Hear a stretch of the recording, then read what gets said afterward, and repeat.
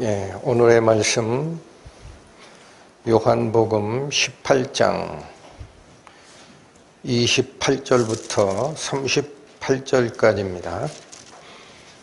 페이지로 신약 180페이지 요한복음 18장 28절부터 살피겠습니다. 저희가 예수를 가야바에게서 관정으로 끌고 가니 새벽이라. 저희는 더럽힘을 받지 아니하고 유월절 잔치를 먹고자 하여 관정에 들어가지 아니하더라. 그러므로 빌라도가 밖으로 저희에게 나가서 말하되 너희가 무슨 일로 이 사람을 고소하느냐? 대답하여 가로되 이 사람이 행악자가 아니었다면 우리가 당신에게 넘기지 아니하였겠나이다. 빌라도가 가로되 너희가 저를 데려다가 너희 법대로 재판하라. 유대인들이 가로되 우리에게는 사람을 죽이는 권이 없나이다 하니 이는 예수께서 자기가 어떠한 죽음으로 죽을 것을 가리켜 하신 말씀을 응하게 하려 함이로라. 이에 빌라도가 다시 관정에 들어가 예수를 불러 가로되 네가 유대인의 왕이냐? 예수께서 대답하시되 이는 내가 스스로 하는 말이뇨 다른 사람들이 나를 대하여 내게 한 말이뇨? 빌라도가 대답하되 내가 유대인이냐? 내 나라 사람과 대제사장들이 너를 내게 넘겼으니 네가 무엇을 하였느냐? 예수께서 대답하시되 내 나라는 이 세상에 속한 것이 아니라 만일 내 나라가 이 세상에 속한 것이었다면 내 종들이 싸워 나로 유대인들에게 넘기우지 않게 하였으리라. 이제 내 나라는 여기에 속한 것이 아니니라. 빌라도가 가로되 그러면 네가 왕이 아니냐? 예수께서 대답하시되 내 말과 같이 내가 왕이니라. 내가 이를 위하여 났으며 이를 위하여 세상에 왔나니 곧 진리에 대하여 증거하려 함이로라. 무릇 진리에 속한 자는 내 소리를 듣느니라 하신대 빌라도가 가로되 진리가 무엇이냐 하더라. 이 말을 하고 다시 유대인들에게 나가서 이르되 나는 그에게서 아무 죄도 찾지 못하노라. 기도하시겠습니다. 하나님 아버지, 오늘 저희는 하나님의 나라, 하나님의 통치가 사람의 마음속에 서기 위하여 사람의 마음이 어떠한 자세로 바뀌어야 하는지 그 가르침을 빌라도의 사례를 통하여 배우고자 합니다. 저희 마음을 인도하셔서 하나님 나라를 바로 이해하고 그 통치를 사모하는 성도로 살아가기를 원하오니 인도하여 주옵소서. 예수님의 이름으로 기도 올립니다. 아멘. 지난주에 잠깐 살피셨던 주님께서 심판받으시고 돌아가시고 부활하시는 그 내용, 그거 28절 한 절 때문에 연결되는 사항을 말씀을 드렸죠. 오늘은 빌라도 법정에서 이루어지는 예수님과 빌라도 간의 이 대화가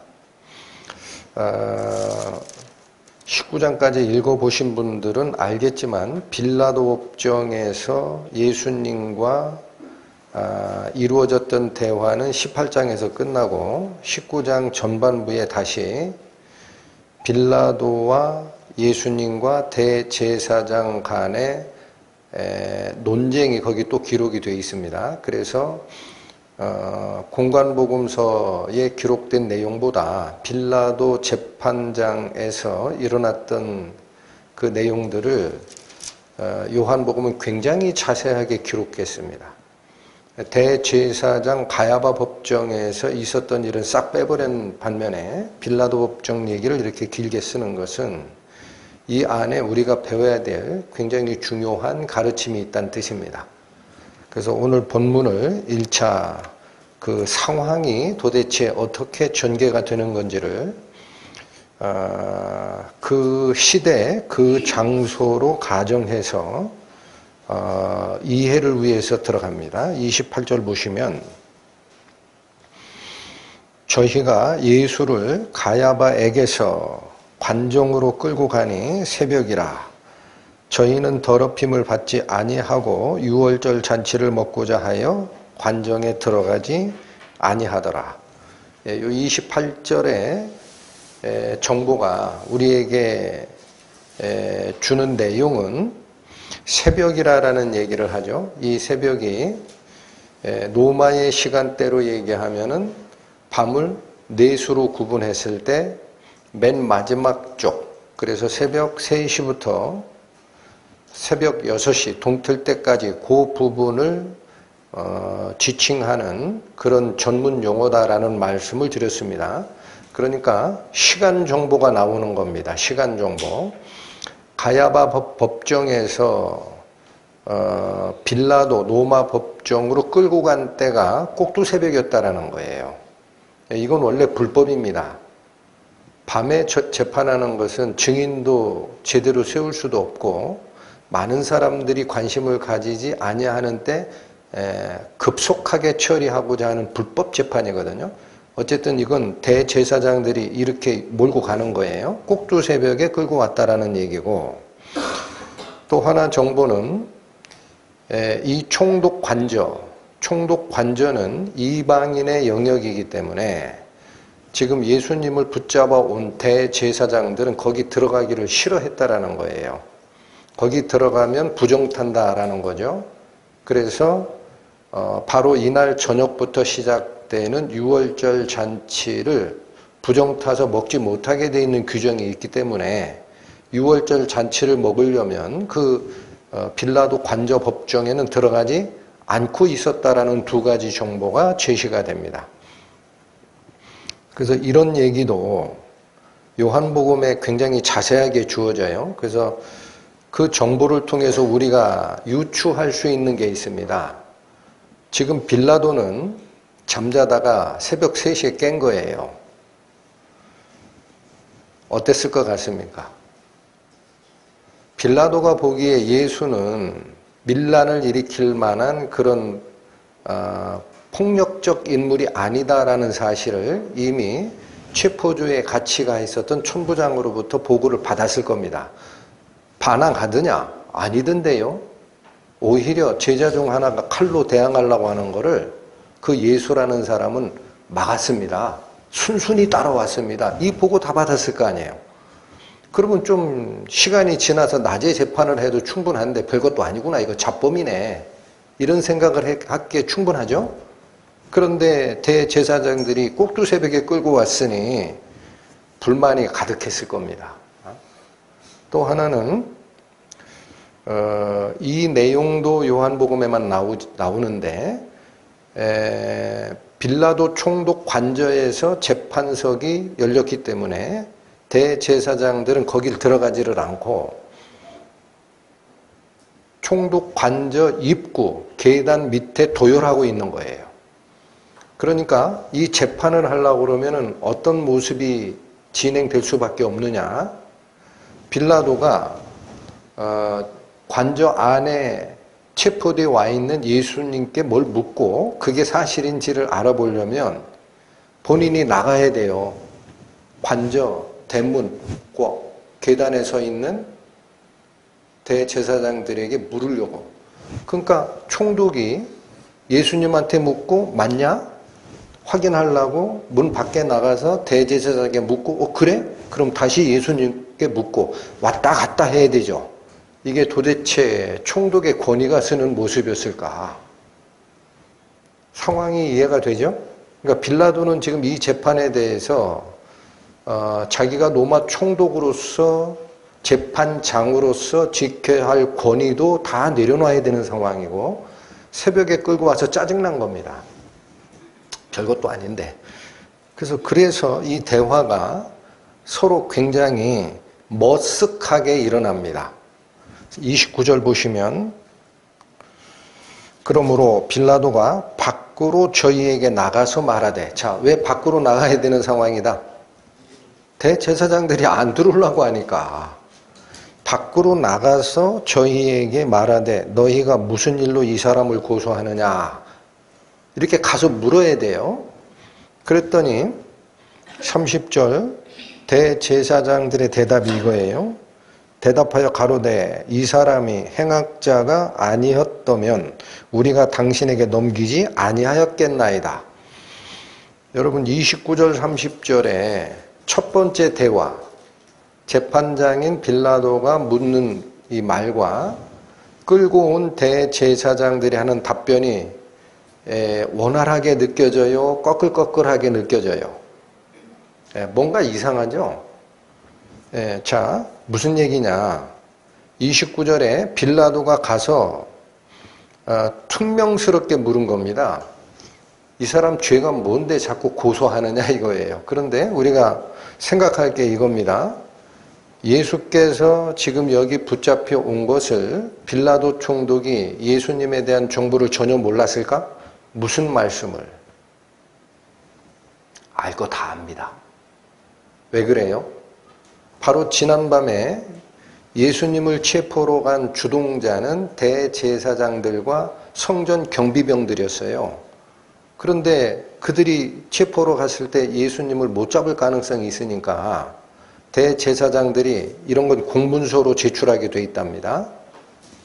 총독 관저에 있는 천부장한테 보고를 한 거예요. 이 예수라는 자는 사람을 선동하는 그런 재주가 있어서 그렇지 않아도 6월절 시작하기 전에 호산나 주의 이름으로 오시는 이여 해서 백성들이 구름대처럼 쫓아간 이 선동자다. 그러니까 우리가 체포하다가 문제가 생길 수 있으니 천부장이 병력 대동해서 같이 가줘야 된다라고 요청을 했고 천부장을 빌라도 총독이 그래 그럼 가봐라. 밀란 일어나면 안 되지 하고 내줬을 거 아닙니까? 사전 보고 다 받은 거예요. 총독의 허가 없이 천부장이 움직이는 게 아닙니다. 야밤에 그것도. 그리고 또한 예수를 체포해서 안나스 대제사장 뜰에 들어가는 걸 보고 천부장과 로마 병사들은 총독 관저 자기 진영으로 돌아갔겠죠. 그리고 보고했을 거 아닙니까? 총독한테. 총독가 가서 봤더니 그 밀란이고 뭐고 그걸 일으킬 사람이 아니에요. 순순히 포박 당하던데요. 다 얘기했을 거 아니에요. 그런데 그 보고를 다 들었던 빌라도 총독이 분명한데 대제사장들이 끌고 왔으면은 이렇게 퉁명스럽게 얘기할 이유가 없죠. 이게 한마디로 뭐냐면 너희가 무엇 때문에 고소하느냐, 고소의 정당성이 실제로 있는 거냐 이렇게 물은 거예요. 이 표현이. 그랬더니 30절에 대제사장들의 이 답변도 있죠. 뭐라고 답변했죠?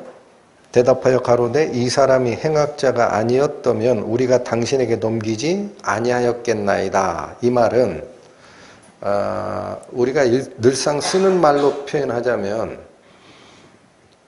그러면 우리가 근거도 없이 이 사람 체포한 거 같소? 그런 뜻이에요. 그러니까 서로가 뭐예요? 껄끄러운 대화가 오고 가요. 총독은 당연히 대제사장들이 체포 전부터 공문서 올려가지고 천부장 파견해 주쇼. 다 협의가 된 사항인데 껄끄럽게 나오고 그러니까 대제사장들 입에서도 답변이 어떻게 나가요? 우리가 그럼 근거 없이 데리고 온 것 같소? 이렇게 얘기가 된 거예요. 그렇죠? 이 분위기가 별로 매끄럽지가 않습니다. 자, 그랬더니 빌라도가 31절 곧바로 결정을 내버립니다. 31절 가세요. 빌라도가 가로되 너희가 저를 데려다가 너희 법대로 재판하라. 여러분 이러한 결정을 제가 법률 용어를 두 개를 소개해 드릴게요. 지금 우리나라에서 어떤 소송사건이 고소가 이렇게 올라가죠. 그러면 법원이 내리는 결정이 세 가지 결정이 있어요. 하나는 뭐냐면 고소한 내용이 이유가 있다 그래서 얼마나 잘못됐는지 내용 심리를 들어가는 게 있습니다. 그러니까 정식 재판에 들어가는 게 있어요. 그런데 요 두 개는 재판 안 하겠다라고 법원에서 리젝트 하는 게 있습니다. 그 요 두 가지 결정 중에 하나가 뭐냐? 들어보셨나 모르겠어요. 기각이라는 결정이 있고 각하라는 결정이 있습니다. 처음 듣는 얘기라 재미없어요? 요즘에 많이 나옵니다. 알아두시면 도움돼요. 기각이라는 결정은 뭐냐면 고소의 내용이 이유가 없다라는 거예요. 딱 보니까 고소의 내용이 근거가 없다. 그래서 소송 진행을 중지시키겠다라는 결정이 기각 결정입니다. 그런데 각하라는 결정이 뭐냐면 고소를 했는데 내용 심사를 들어가기도 전입니다. 형식 요건이 맞지 않다라는 거예요. 형식 요건이 맞지가 않아요. 그래서 소송 자체를 진행하지 않겠다. 내용 심리도 들어가지 않겠다. 하고 반려하는 결정이 각하 결정입니다. 그러면 여기 지금 빌라도가 내린 이 31절의 결정이 뭐냐면요. 요건이 안 맞다라는 거예요. 내가 보니까 이 예수와 관련된 이 사건은 로마 법정에다 고소할 사안이 아니라는 거예요. 그 종교적인 얘기 아니냐, 너희들, 유대교. 그러니까 너희가 데려가서 유대 종교 재판에서 해결할 사항이지, 그걸 가지고 로마 법정에다 고소를 할 그 사안이 요건이 아예 안 된다라고 속칭 각하 결정을 내린 겁니다. 그랬더니 대제사장들이 받아요, 안 받아요? 안 받죠? 31절 빌라도가 가로되 너희가 저를 데려다가 너희 법대로 재판하라 했더니 유대인들이 뭐라고 대답합니까? 가로되 우리에게는 사람을 죽이는 권이 없나이다. 자, 여러분 대제사장들은 뭘 원하는 거죠 지금?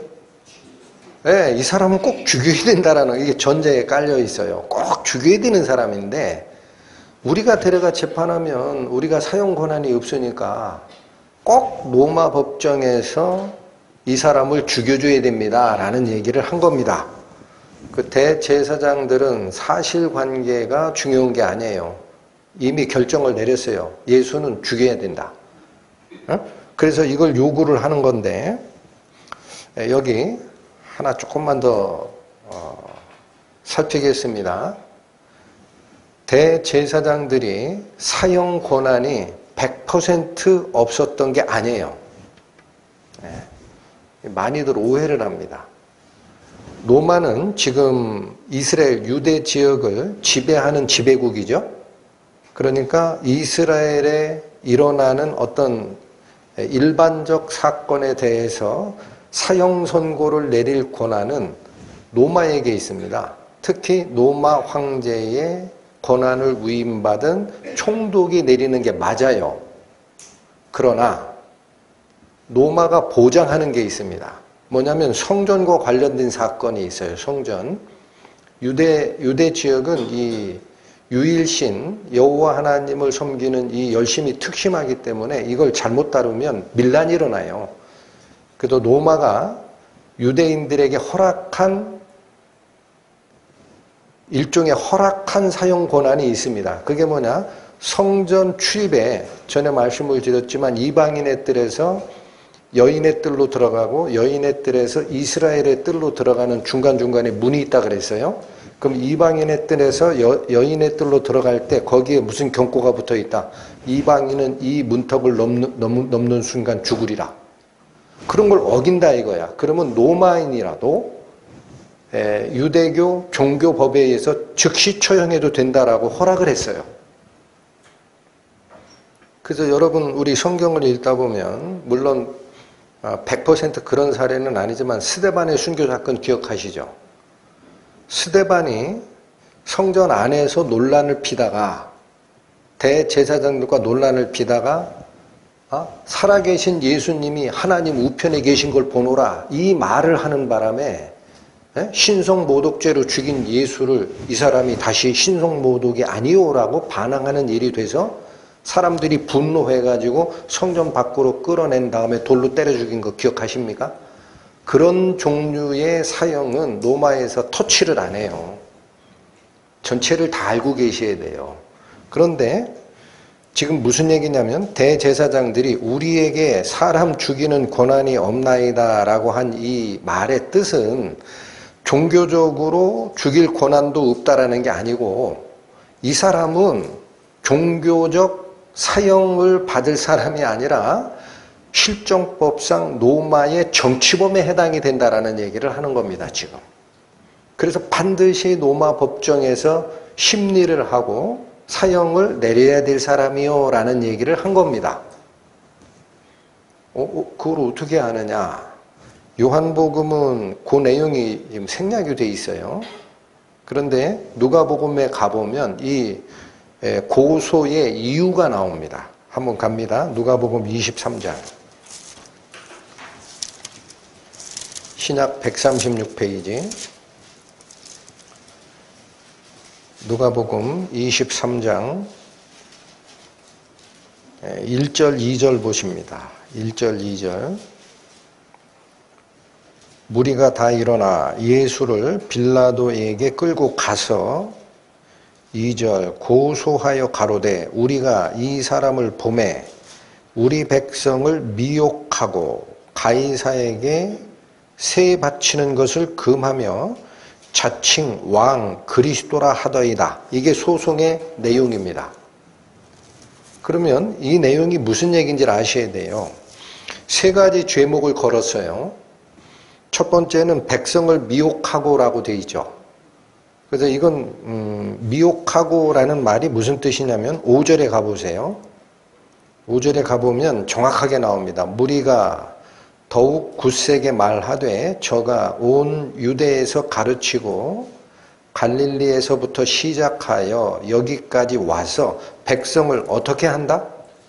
이게 뭐냐? 민란을 일으키고 있다라는 거예요. 백성들이 소란케 한다.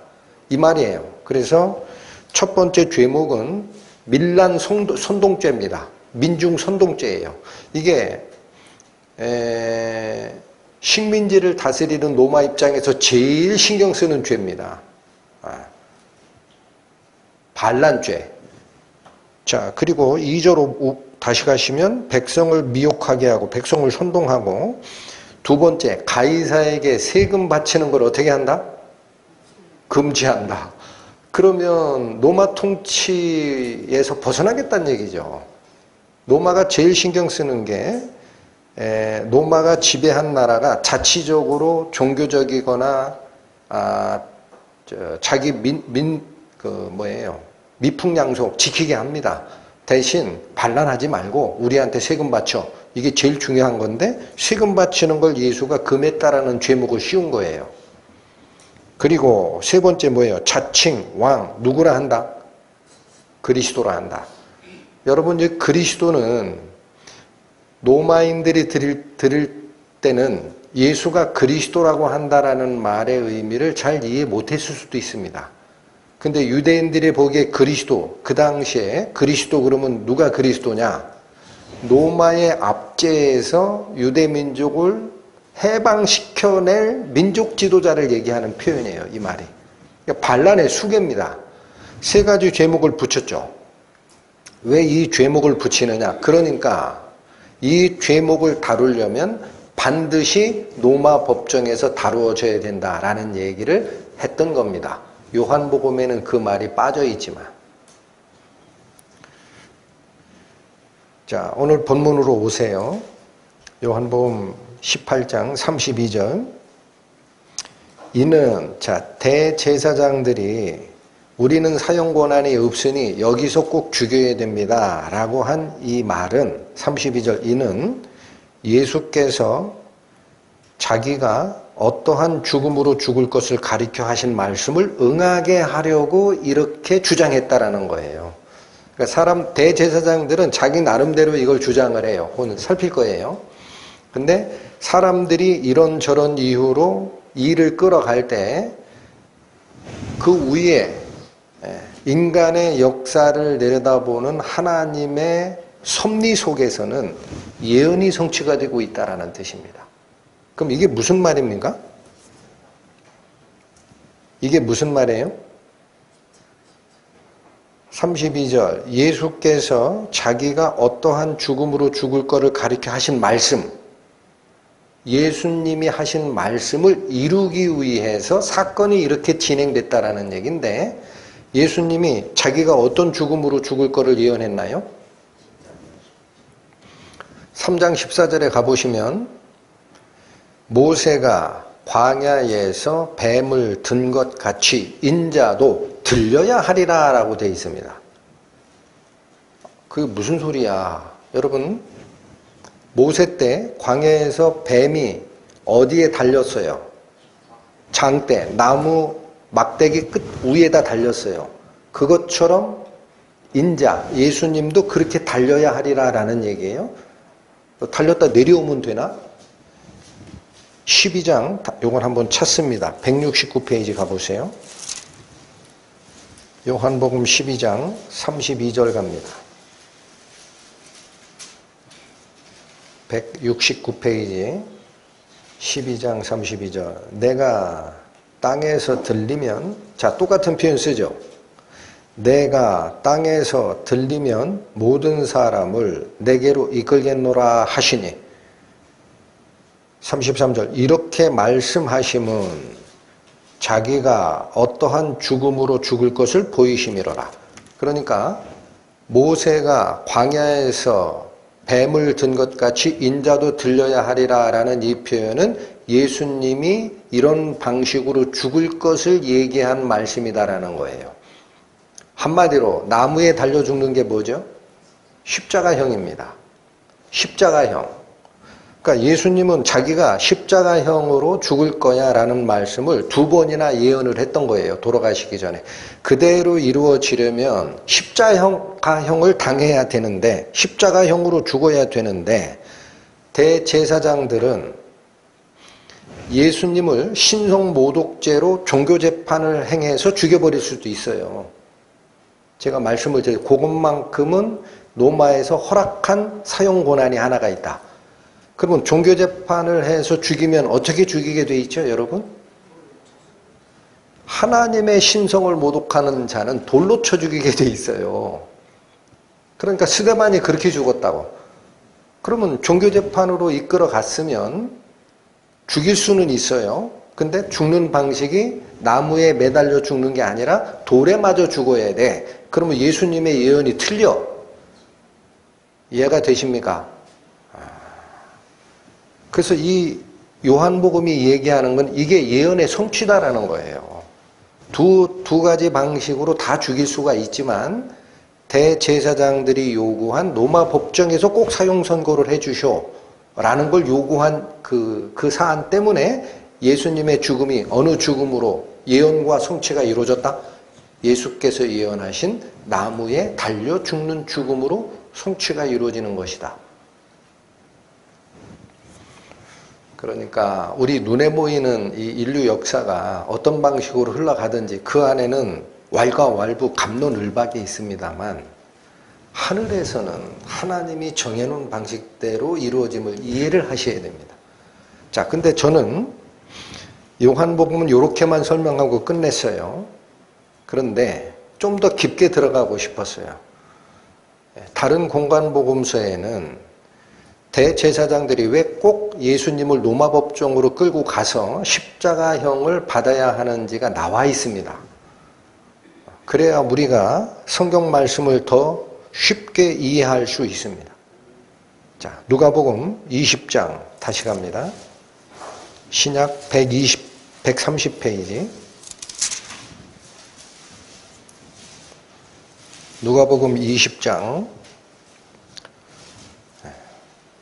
1절에서 7절까지 읽겠습니다. 하루는 예수께서 성전에서 백성을 가르치시며 복음을 전하실새 대제사장들과 서기관들이 장로들과 함께 가까이 와서 말하여 가로되 당신이 무슨 권세로 이런 일을 하는지 이 권세를 준 이가 누구인지 우리에게 말하라. 대답하여 가라사대 나도 한 말을 너희에게 물으리니 내게 말하라. 요한의 세례가 하늘로서냐 사람에게로서냐. 자, 예수께서 성전에서 복음의 본질을 가르치실 때 바로 대제사장들이 사내들인 멤버를 이끌고 와서 물었어요. 네가 무슨 권세로 이렇게 가르치냐. 그랬더니 예수님이 되묻습니다.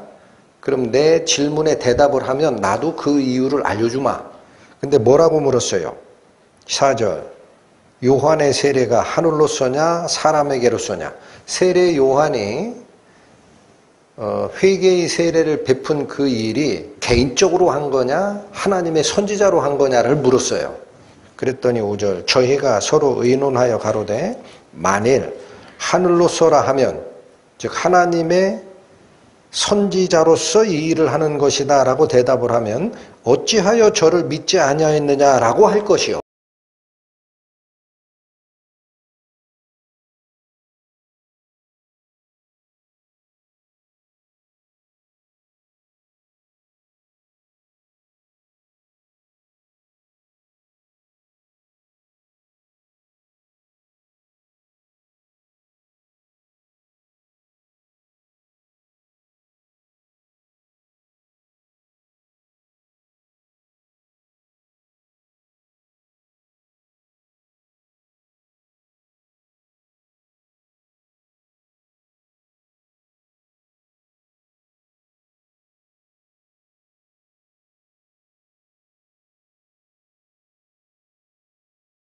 마지막에 뭐라고 합니까? 무릇 진리에 속한 자는 내 소리를 듣느니라. 이 얘기를 왜 하셨을까?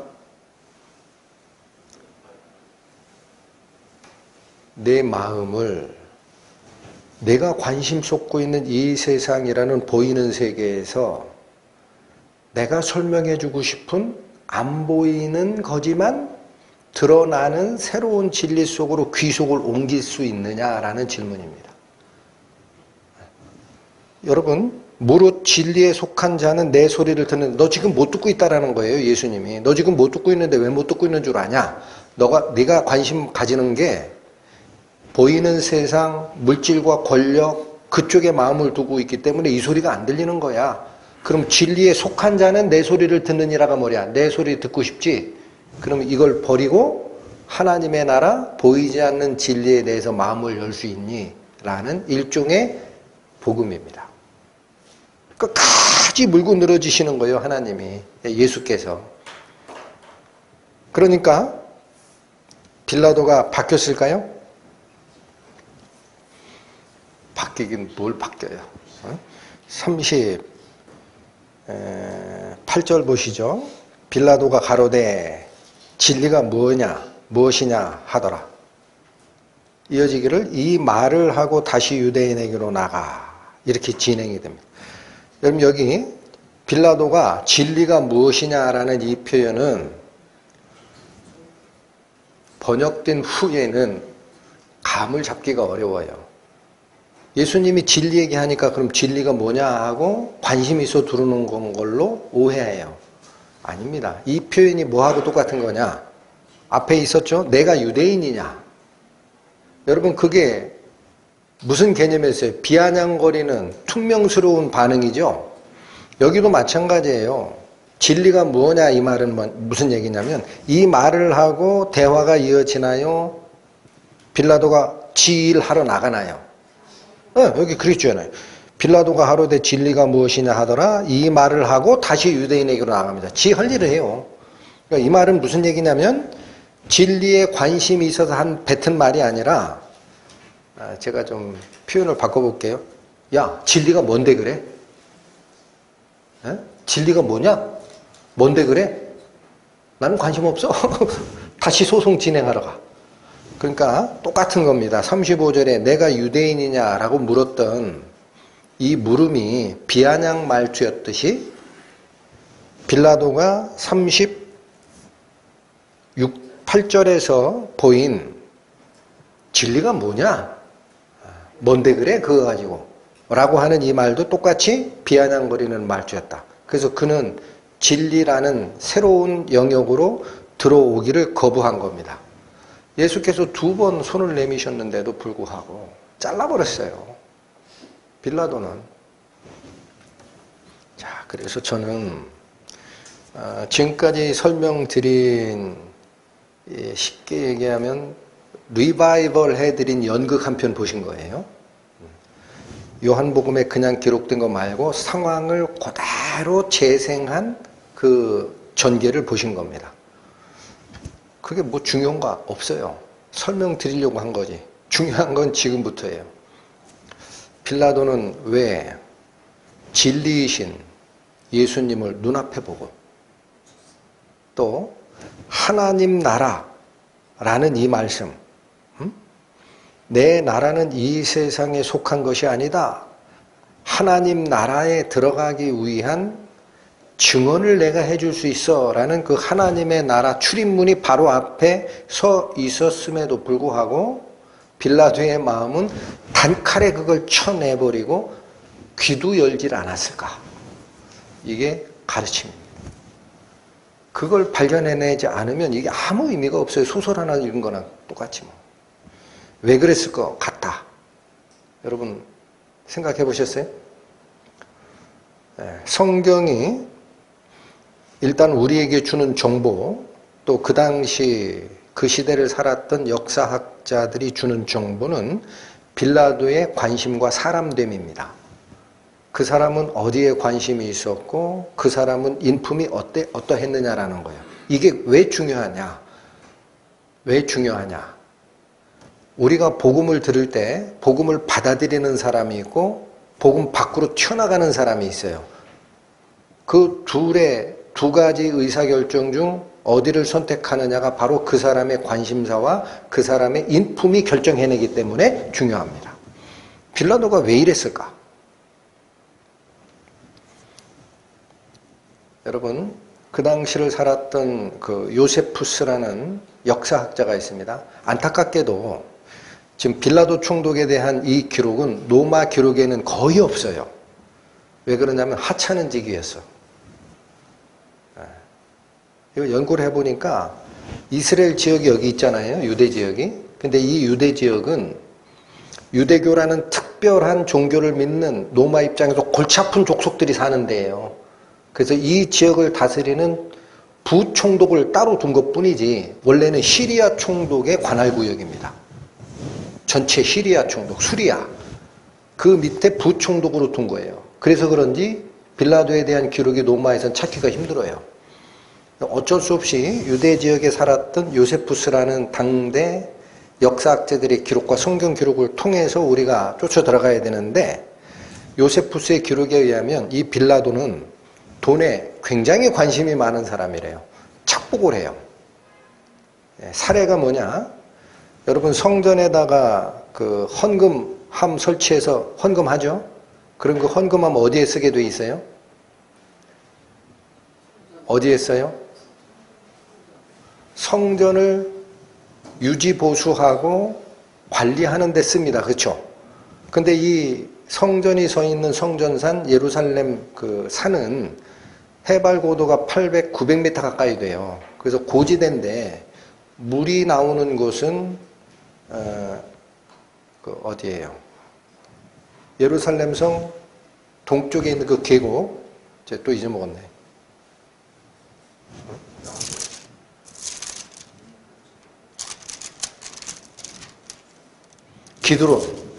기드론 계곡에 기드론 신에 샘이 있어요. 그걸 끌어들인 게 실로암 못이고 천연적으로는 요것밖에 없어요. 그런데 성전에서 6월절 날 양 잡고 뭐 하려고 그러면 양이 뭐 한 20몇만 마리인가? 피까지 도살됐다라는 기록이 있으니까 그 피 닦고 하려면 물이 엄청 필요해요. 그래서 제사장들도 요구했던 것이 뭐냐면은 자연적인 그 샘 말고 수도 시스템을 좀 들여오자. 이걸 자꾸 요구를 했대요. 그래서 총독이 뭐냐면 상수도 시설을 새로 설치하는 데 필요하니까 성전에 그 들어왔던 헌금을 이용하자라고 했대요. 그래서 제사장들이 동의를 했답니다. 근데 나중에 공사가 다 끝나고 보니까 그 헌금의 일부를 자기 in my pocket 한 거야. 그러니까 뭐예요? 이 빌라도라는 사람은 돈에 관심 많아요. 이게 요세푸스 기록에 나오고 성경 기록에 보면 빌라도 총독은 유대 지역이 제일 골치 아픈 지역인 이유가 자꾸 반란을 일으킨다는 거예요. 종교적 이유로.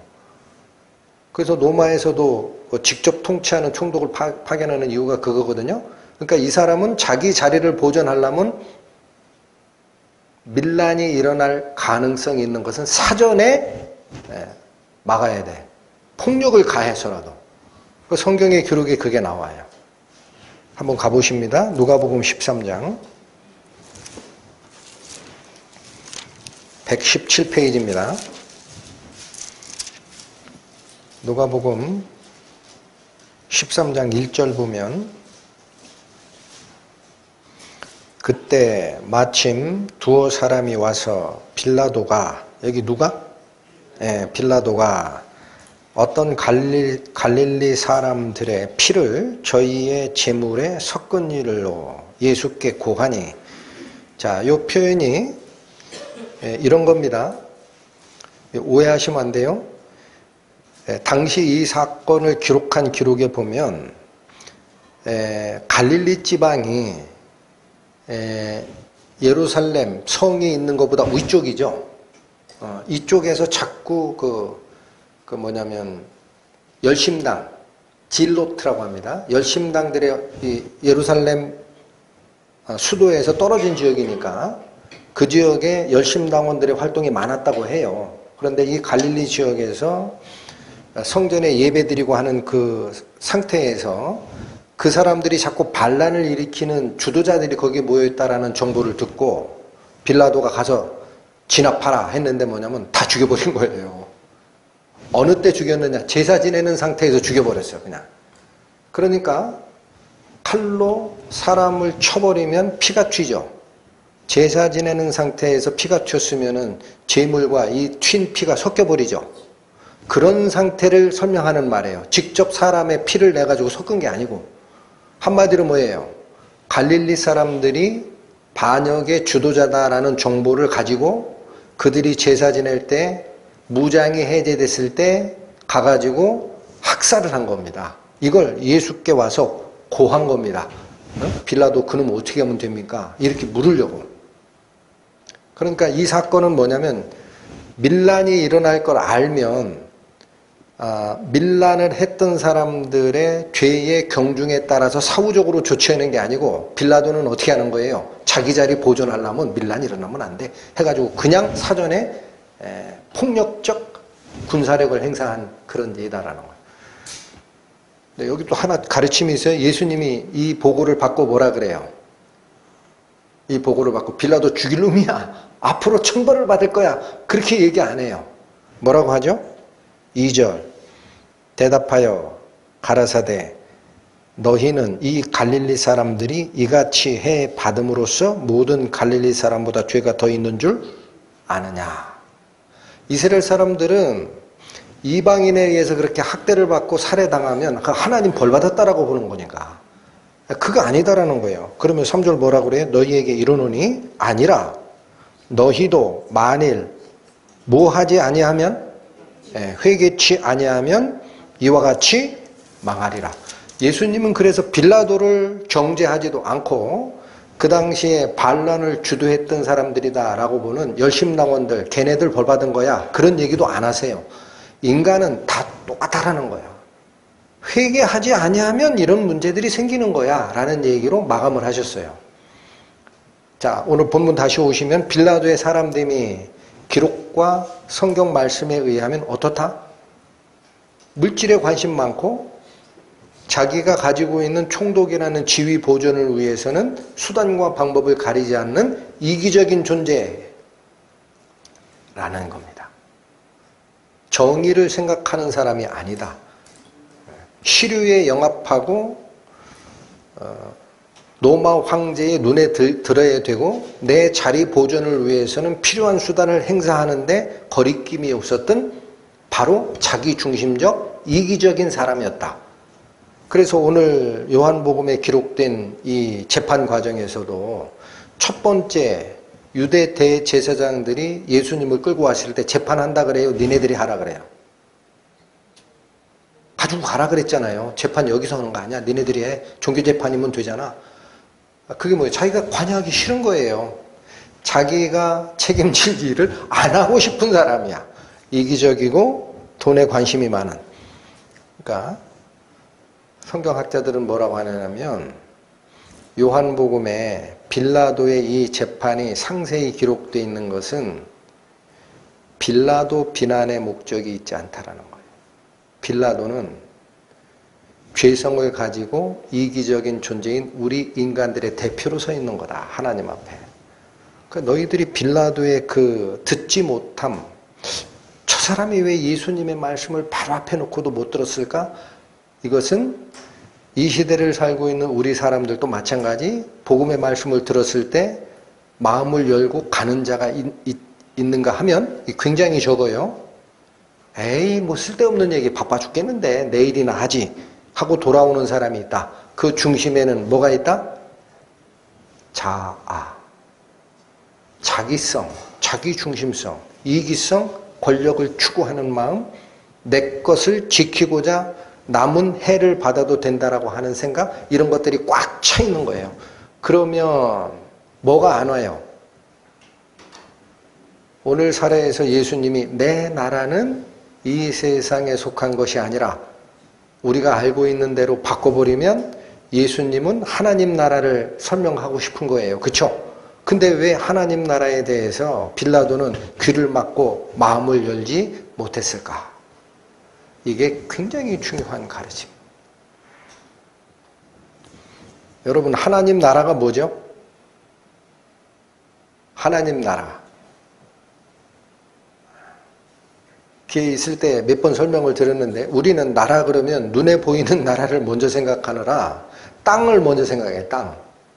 땅이 있어야 나라가 되지. 또 백성을 생각해요. 여러분, 국가의 3요소 뭐죠? 국토, 국민, 주권이야. 주권은 맨 나중에 생각을 해. 근데 성경에서 얘기하는 하나님 나라라는 개념은 뭐냐면요. 땅은 하나님이 저 하늘의 세계에서 만드실 거예요. 백성, 구원받은 자가 하나님의 예정과 구원으로 채워질 거야. 중요한 거는 나라가 되려면 뭐가 일어나야 돼? 하나님의 통치가 실제가 돼야 됩니다. 하나님의 통치가 실제가 된다는 게 무슨 말이냐? 여러분 누가복음 17장 한번 가시죠. 누가복음 17장 125페이지입니다.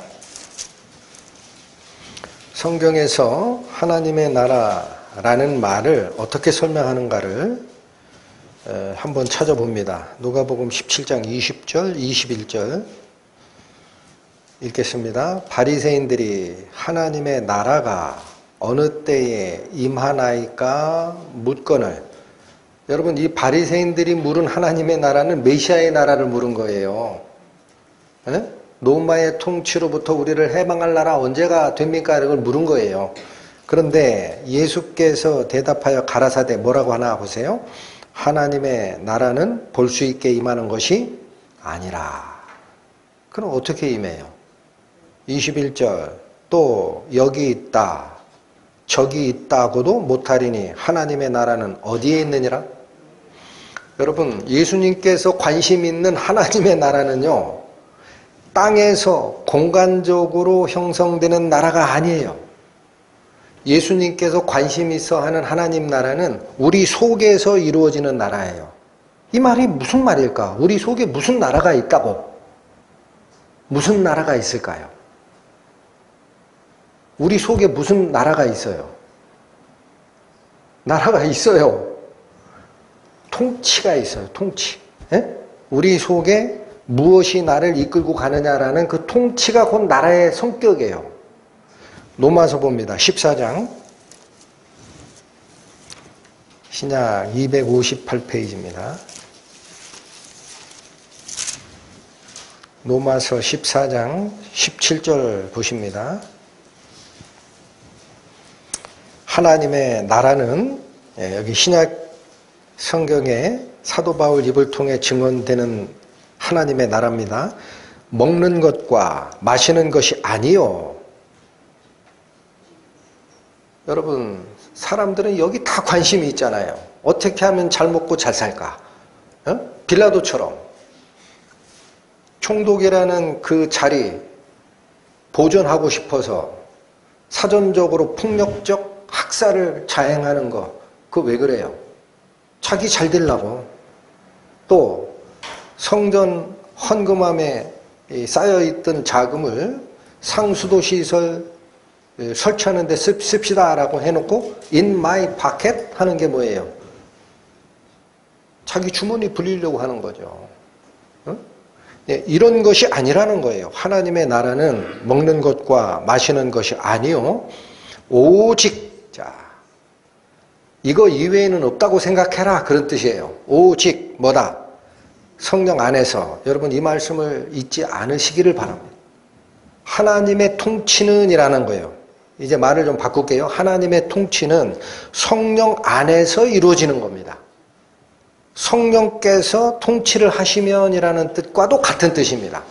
우리 속에 여러분 예수님께서 바리새인들의 물음에 뭐라고 대답했느냐? 하나님의 나라는 여기 있다 저기 있다 보이는 나라가 아니고 너희 속에 있느니라 그러셨죠?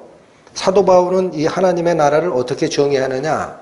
먹는 것과 마시는 것이 아니고 3차원 공간에서 이루어지는 얘기가 아니고 성령 안에서 의와 평강과 희락을 느끼는 내 마음의 통치체계가 바뀐 거를 하나님의 나라라고 하는 거야.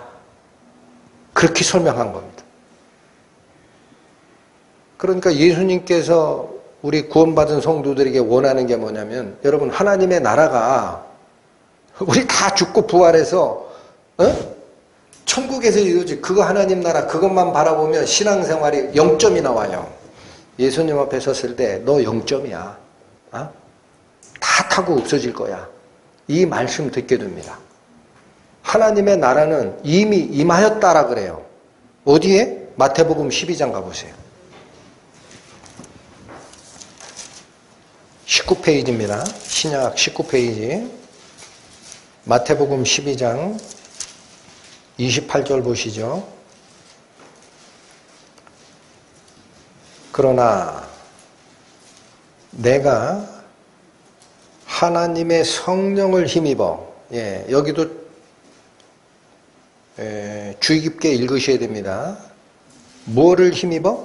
성령을 힘입어. 사도 바울 얘기랑 지금 같아요. 하나님의 나라는 먹는 것과 마시는 것이 아니요 오직 성령 안에서 의와 평강과 희락이라. 여기 예수님도 마찬가지예요. 그러나 내가 성령을 힘입어 귀신을 쫓아내는 것이면 하나님의 나라가 이미 너희에게 어떻게 돼 있다? 임하였느니라. 그러니까 예수님께서 얘기하는 통치 체계가 하나님의 성령이 통치하는 상황이 되면 이미 그 속이 하나님의 나라라는 거예요. 이미 그 속에 하나님의 나라가 이루어져 있다. 여기서는 예수님이 성령을 힘입어 뭐를 쫓아냈죠? 우리 속에 있는 귀신을 쫓아냈잖아요. 사람 속에 있는 마음은 선한 마음입니까? 귀신의 마음입니까? 여러분, 예? 하나님이 사람을 만들 때는 선한 마음으로 지었어요. 근데 여기에 불순물이 들어왔어요. 뭐가 들어왔어요? 죄의 씨가 들어왔어요. 마귀가 꿰서 야, 하나님 말 들을 필요 없어. 네가 눈으로 보고 먹음직도 하고 보암직도 하고 지혜롭게 할 만큼 탐스럽기도 하잖아. 그럼 하나님 말씀 거부하고 그냥 먹어. 해서 이기적인 그 유혹에 말씀 절로 던져버리고 내가 내 인생의 주인이야 하고 딱 섰잖아요. 그게 뭐예요? 죄의 씨가 도는 거죠. 그러니까 그 미친 마음이에요. 성경에서 평생 미친 마음을 품다가 죽는다 그래요. 그러니까 귀신을 쫓아냈다는 게 예수님 입장에서는 실제 일어났던 축기의 은사지만 이 말씀이 오늘날 우리를 가르치는 방향은 딱 하나입니다. 내 속에 사탄이 뿌려놓은 이기적 마음, 내 중심적 마음, 그게 귀신의 소리인지를 알고 내쫓고 누가 들어와 통치하시는 것? 성령께서. 그러니까 저희가 성경 공부를 하고 설교 말씀을 상고하고 교제하는 이유는 뭐냐? 지식을 쌓으라는 얘기가 아닙니다. 구원받은 후에도 우리 마음속에 하나님 나라가 이루어졌는지 보셔야 됩니다. 분명히 내가 생각하는 일반적인 생각과 달리 성경을 읽거나 설교 말씀을 듣거나 교제를 하다가 설교 중에 성경 공부 중에 다른 형제의 입을 통하여 증거된 하나님의 말씀이 이 속으로 탁 들어올 때가 있어요. 그리고 두 개가 안 맞아요. 안 맞아. 말씀은 이쪽을 얘기하는데 나는 이쪽이 좋아. 그럴 때 여기를 쫓아가면 빌라도가 되는 거예요. 여기를 쫓아가면 반대로 나는 십자가에 죽었노라. 이제부터 사는 것은 내 속에 그리스도가 사시는 거야 하고 하나님의 말씀, 성령의 음성을 잡아버리면 내 속에 성령의 통치가 임하는 줄 압니다. 오늘 빌라도가 그 사례를 통해서 우리에게 주는 교훈이 저는 이것이라 확신합니다. 이 은혜를 가슴에 간직하고 살아가는 저희 됐으면 합니다. 기도하시겠습니다. 하나님 아버지, 빌라도의 사례가 남의 말이 아니라 바로 이 시대를 살아가는 저희들에게 주는 경고임을 알았습니다. 성령의 통치가 저희 마음속에 이루어질 때 곧 성령으로 인도함을 받는 그들이 곧 하나님의 자녀라 하신 그 말씀이 성취됨을 아오니 앞으로 남은 모든 시간 속에서 고민되고 갈등되고 판단되고 하는 그런 모든 사안들 속에 내 자신의 뜻과 결정을 붙잡는 잘못이 일어나지 않도록 하시고 하나님의 말씀께서 저희 안에서 통치의 자리에 앉는 은혜가 임하기를 원하오니 저희 손을 잡아 인도하여 주옵소서. 예수님의 이름으로 기도 올립니다.